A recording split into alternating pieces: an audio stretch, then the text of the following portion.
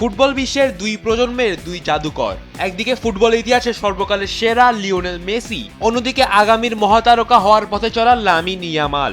Euro আর Copa আমেরিকার এই দুই চ্যাম্পিয়নের মহামিলন বা ফিনালিজমার জন্য প্রস্তুত হচ্ছে মঞ্চ। আর ভেন্যু যখন রিয়াল মাদ্রিদের দুর্গ সান্তিয়াগো বার্নাব্যু, তখন রোমাঞ্চের পারদটা আকাশ ছোঁয়া। আগামী 27 মার্চে মাঠে গড়াতে পারে এই মহরণ। কাতার থেকে মেসি সরে আসার পর এখন মূল আলোচনায় স্পেনের রাজধানী মাদ্রিদ, যে মাঠে লিওনেল মেসি ক্যারিয়ারের অধিকাংশ সময় কাটিয়েছেন রিয়ালের শত্রু হিসেবে। সেখানেই তিনি নামবেন বিশ্ব চ্যাম্পিয়ন আর্জেন্টিনার জার্সিতে। অন্যদিকে স্পেনের প্রাণভোমরা হয়ে রিয়ালের ঘরের মাঠে নামবেন বার্সার বর্তমান সেনসেশন লামিন ইয়ামাল।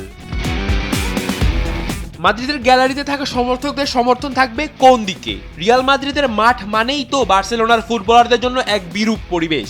কিন্তু প্রতিপক্ষ যখন চিরপ্রতিদ্বন্দ্বী লিওনেল মেসির আর্জেন্টিনা, তখন কি মাদ্রিদবাসী ঘরের ছেলে লামিন ইয়ামাল আর স্পেনের পক্ষ নেবে, নাকি বার্নাব্যুর ঘাসে মেসির শেষবারের মতো ফুটবলীয় শিল্প দেখতে গ্যালারি ফেটে পড়বে করতালিতে?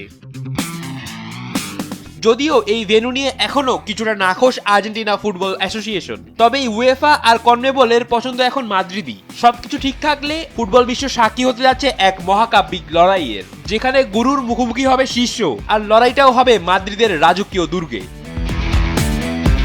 রাফিদ বিন ইসলাম, সময়ের আলো।